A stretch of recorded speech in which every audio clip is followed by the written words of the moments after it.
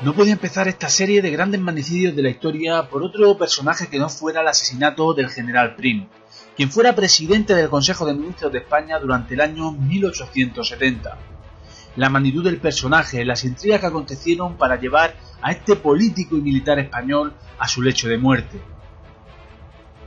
Pero si me he decidido precisamente por este acontecimiento en concreto es porque con él se inicia un periodo en el que hasta 5 presidentes del gobierno español fallecerían a manos de sus enemigos.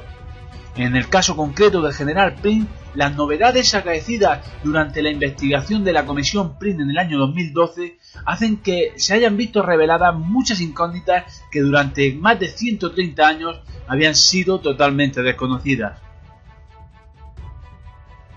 Intrigas, conspiración, masonería. Quedaros y os aseguro que os vais a sorprender. Comenzamos.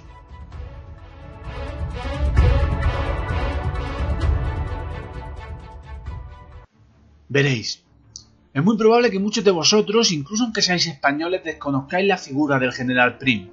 Esto sucede por toda la conspiración que hubo en torno a su asesinato, al proceso judicial y a los personajes que intervinieron en él. Un tupido velo que se corrió en torno al general, que en su momento movía masas y era un mito entre las tropas y la población española. Un velo orientado a tapar las vergüenzas del Estado y hacer suya la premisa de que el tiempo lo cura todo y el personaje acabaría diluyéndose en los anales de la historia. Pero iniciaremos con una pequeña biografía que os haga una idea y una composición del lugar de la magnitud de semejante personaje, héroe militar, político poliédrico y una de las personas más carismáticas de todo el siglo XIX. Juan Prim i Prats nacería el 6 de diciembre de 1814 en la ciudad tarraconense de Reus. Hijo de un notario, o sea, en una familia acomodada, vería muy pronto nacer en él su vocación militar. El 21 de febrero de 1834 se alistaría a la edad de 19 años como voluntario para el ejército español. Iniciaría de esta forma una carrera meteórica dentro del ejército, con decoraciones y ascensos continuos ganados todos y cada uno de ellos en el campo de batalla. Las guerras carlistas habrían de darle el escenario perfecto para mostrar su valor. Iba siempre en vanguardia, era el primero en cargar contra las filas enemigas y esto lo llevó a continuas condecoraciones. Durante sus 2 primeras intervenciones cargó a bayoneta contra el enemigo, hiriendo o matando a sus contrincantes. Esto provocaría que tras unas pocas batallas, Juan Prim i Prats fuera ascendido a capitán del 3er Regimiento de Voluntarios Catalanes. Era tal su bravura en el campo de batalla que incluso sus compañeros, tras saquear un pueblo, decidieron que la única recompensa se la llevara Prim.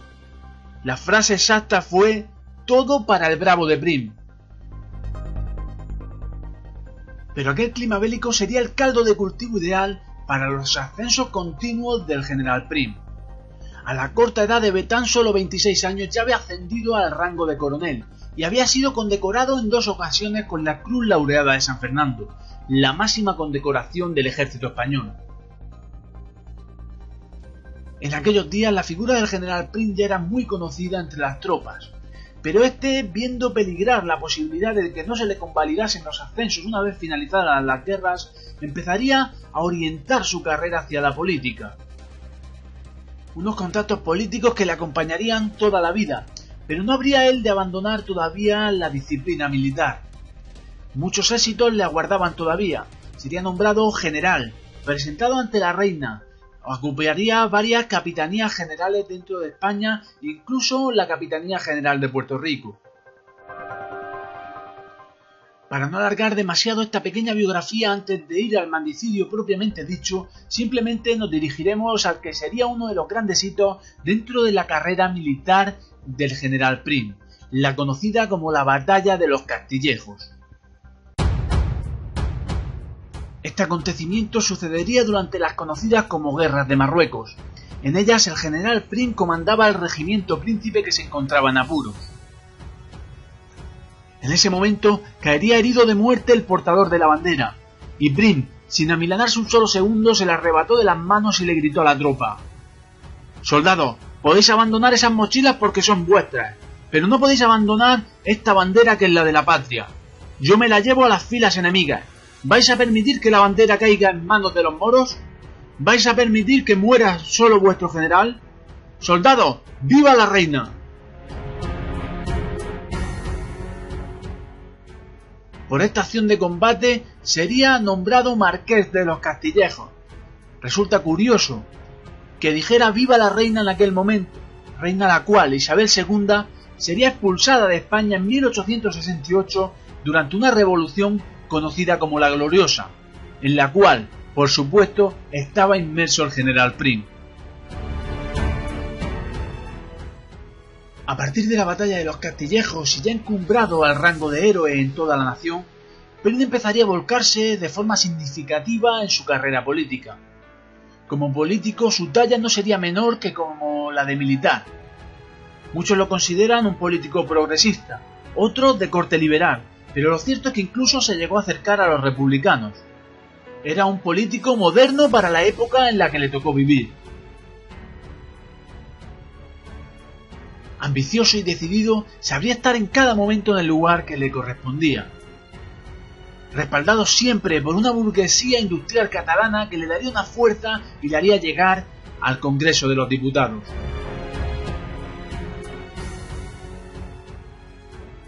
Pero la dimensión política de Prim no solo se quedaba dentro de nuestras fronteras. A nivel internacional fue desplazado como observador a la guerra de Crimea, y también fue el encargado de ocuparse del contingente español desplazado a México para aquel burdo intento de coronar a Maximiliano emperador de México. Él, ante las críticas, optó por traerse de vuelta a las tropas españolas.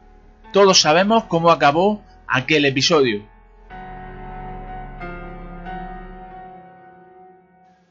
Con un clima nacional crispado por la deriva que habían tomado las políticas de la reina Isabel II, con continuos pronunciamientos militares en el conocido periodo de Espadones, hicieron que Prim entrara y saliera continuamente de Francia a España por aquellos vaivenes políticos. Finalmente llegaría 1968 y con él la revolución conocida como la Gloriosa, comandada por el famoso general Serrano. Esto propició la llegada al poder del general Prim, nombrado como ministro de la guerra y presidente del Consejo de Ministros.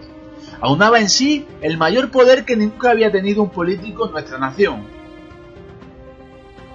Por su parte, el general Serrano, artífice de esta revolución, sería nombrado regente de la corona de España con consideración de Alteza Real. Un cargo carente de cualquier poder político. Convertían a Serrano en una mera figura que debía guardar la corona del Estado español, mientras Prim iniciaba una campaña por toda Europa para buscar a un nuevo rey para la corona española, un rey que habría de ser proclamado por primera vez ante las Cortes Generales. Serrano había sido durante todo el siglo XIX uno de los generales y espadones más conocidos en la política nacional. Amante de la reina, había sido amigo y enemigo al mismo tiempo del propio general Prim, y a la postre, y a la vista de las nuevas investigaciones, un posible y necesario interviniente en la muerte del propio general. Pero no avancemos acontecimientos.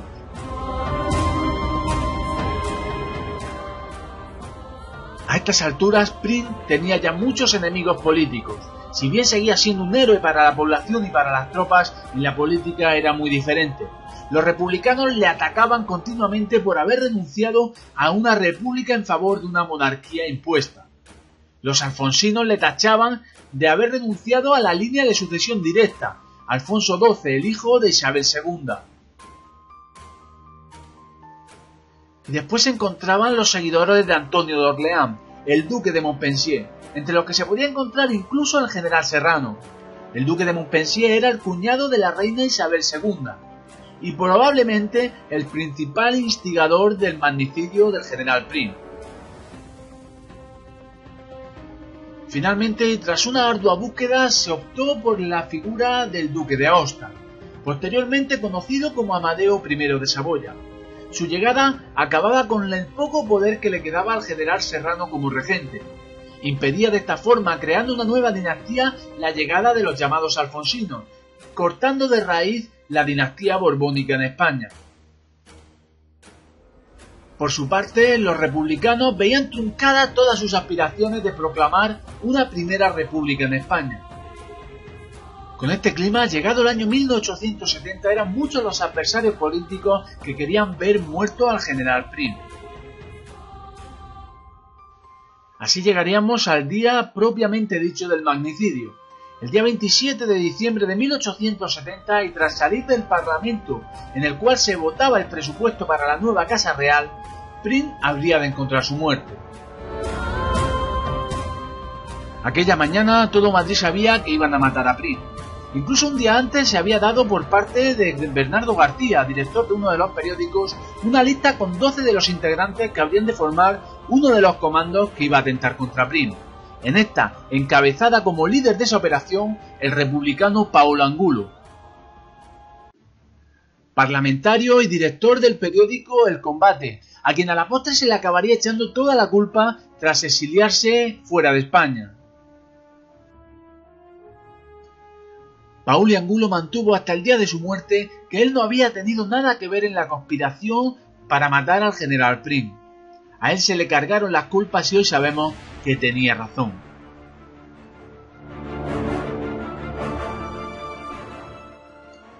Sea como fuere, y a pesar de estar amenazado y haber recibido incluso la lista de los que podían atentar contra él, Prim no iba armado, y es más, no permitía a sus ayudantes ir armados. Decía que eso le daba una imagen de vulnerable. Además, Prim, herido a lo largo de su vida en numerosas ocasiones, decía que no se había fabricado la bala que habría de acabar con su vida, que tenía piel de serpiente. Ordenó a su amigo y ayudante Muñiz que le pasara la lista al gobernador civil Rojo Arias. Este, al día del atentado, únicamente había logrado detener a uno de los 12 integrantes de aquel comando. De esa forma, en torno a las 7:15 de la tarde, en un día que nevaba copiosamente en la ciudad de Madrid, la berlina del general Prim cogería la famosísima calle del Turco.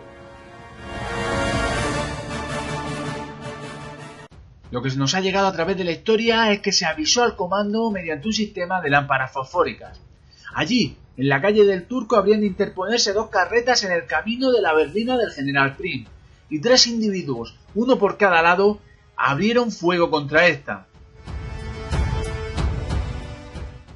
Armas de avancarga, tales como trabucos, que daban pocas posibilidades disparadas a una corta distancia de sobrevivir al general Prim. De aquella escena sabemos por uno de los ayudantes de Prim la famosa frase de "fuego puñetas" que se le atribuye a Paulo Angulo. Tras varias descargas de fusilería, el cochero consiguió zafarse del bloqueo y tomar rumbo al Palacio de Buenavista.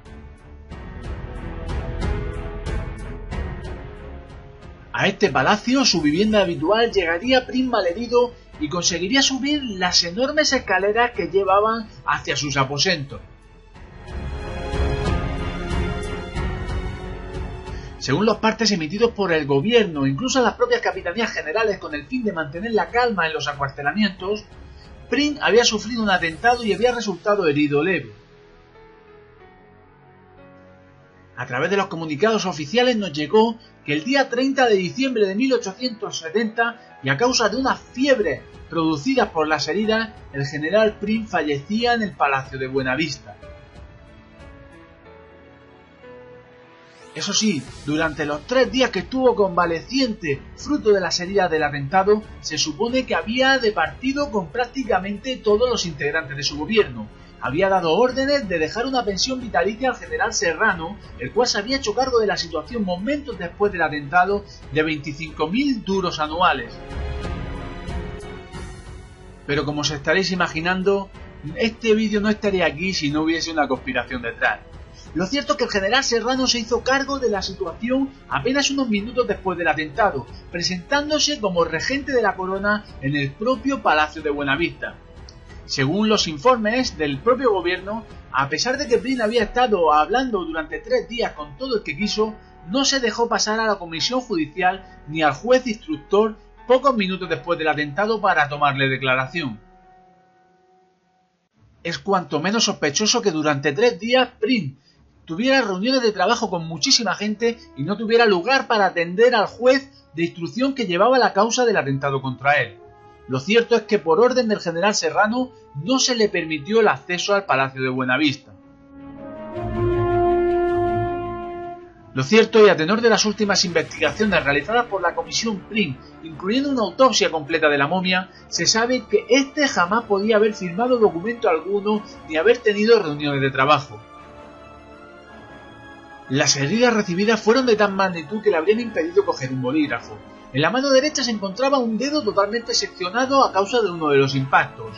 En el hombro izquierdo, causa probable de la muerte, principal herida, un orificio de 8 centímetros de diámetro. Por si fuera poco, en el mismo brazo izquierdo, un agujero también en el codo. El informe del estudio de la nueva autopsia deja claro una cosa: el general no fue tratado en el palacio de aquellas graves heridas, apenas unos emplastes que formarían parte de un cuidado paliativo ante la inminencia de su muerte. A día de hoy hay numerosos indicios que dicen que el general no sobrevivió a aquellos 3 días, y que si lo hizo, desde luego no lo hizo en unas condiciones en las que pudieran mantener reunión alguna. 2 días después de aquel atentado habría de llegar al puerto de Cartagena el nuevo rey de España, Amadeo I. Este rey había sido prácticamente elegido por voz y voto del general Prim, quedando el rey en este momento a expensas del general Serrano y de uno de sus máximos allegados, el almirante Topete, que habría de ir a recogerlo al puerto de Cartagena. El almirante Topete habría de dirigirse al Congreso de los Diputados solo un día después de aquel atentado. Al final de su discurso diría: así como ha venido la tentativa de ayer, así es como se ha preparado el asesinato de ayer. No sabemos si se le fue de las manos aquel emotivo discurso exaltando la figura del general Prim. Lo cierto es que tanto Topete como el general Serrano habían sido los principales valedores en la lucha de Antonio de Orleans por el trono de España, y muy críticos con la idea de traer a un rey extranjero como sería Amadeo I de Saboya. Tras la muerte del general Prim, tanto Topete como el general Serrano se convertían en los auténticos cicerones del nuevo rey de España. Una vez contado todo lo que el oficialismo nos dijo en su día, ¿qué tal si nos pasamos por las conclusiones de la Comisión Prim? La Comisión Prim estudió el sumario de casi 18.000 folios de la investigación judicial que había surgido a través del asesinato del general. Un trabajo judicial que se hizo en el siglo XIX, a pesar de todas las trabas que recibió el Poder Judicial en este caso. Trabas tales como no poder tomar declaración el día del atentado al herido en el propio incidente, tales como la suspensión de varios de los jueces que llevaban la instrucción, o incluso del traslado de algunos de los fiscales que más incordiaban a los poderes que estaban detrás del atentado. Sabremos por el sumario de la causa judicial que, independientemente del itinerario que hubiese escogido aquella noche, el atentado habría sucedido de igual manera. Hasta 3 fueron los comandos que se habían apostado en los distintos itinerarios que podía tomar la berlina del general Prim, tanto si iba a su palacio como si iba a la cena con sus compañeros masones.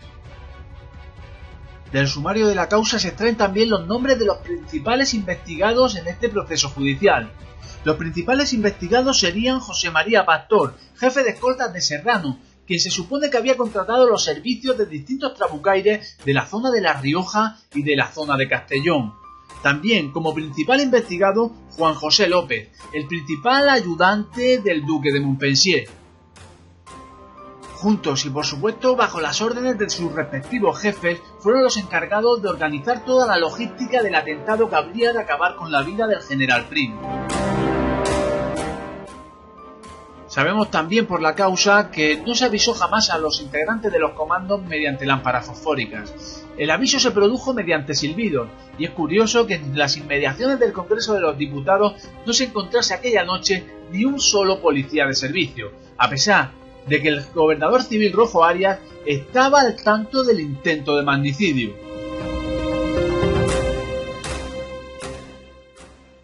Como reza el dicho, entre todos lo mataron, pero él solo se murió. Sea como fuera, el proceso judicial no prosperó. Tras unos cuantos años de instrucción se cerró en falso, quedando en libertad incluso las personas que se habían declarado culpables. La mayoría de los integrantes de los comandos que habían atentado contra Prim fueron asesinados en el interior de la propia cárcel, y algunos de los que salieron en libertad tras cerrarse la causa fueron asesinados al llegar a su pueblo de origen. Por su parte, y a pesar de las numerosas peticiones de los fiscales, ni el general Serrano ni Antonio de Orleán, duque de Montpensier, serían encausados en este proceso judicial. Sus ayudantes fueron los que cargaron con las culpas, pero como he dicho, tras una instrucción larguísima acabaron quedando todos absueltos. Serrano y el duque de Montpensier habrían de tener todavía un papel relevante en la historia de España. Tras la abdicación de Amadeo I, se pronunció la Primera República Española. Serrano llegó a ser el último presidente de esta Primera República, y tras la restauración de la monarquía borbónica, el duque de Montpensier se convirtió en suegro de Alfonso XII. Interesaba, por lo tanto, en aquel momento que aquel proceso judicial acabara en agua de borrajas. Tanto el duque de Montpensier, actual suegro del rey, como el general Serrano, que había llevado las riendas del poder durante tantísimos años, debían de salir totalmente limpios. De esta forma se daba un portazo a la investigación del asesinato de uno de los presidentes políticos y militares más importantes que tuvimos en el siglo XIX. La llamada Comisión Prim encontró también evidencia de un posible estrangulamiento a lazo que habría sufrido el general en su lecho de muerte. Este estrangulamiento a lazo sería posteriormente desmentido por la Universidad Complutense de Madrid, quien dictó un análisis forense posterior a la propia Comisión Prim. Dejo para que descubráis por vuestra propia cuenta todo lo que se habló acerca de este posible estrangulamiento, dado que voy a hacer 3 recomendaciones en este vídeo. El primero, en el cual me he basado sobre todo a la hora de documentarme, es el libro Matar a Prim, escrito por el periodista Francisco Pérez Avellán.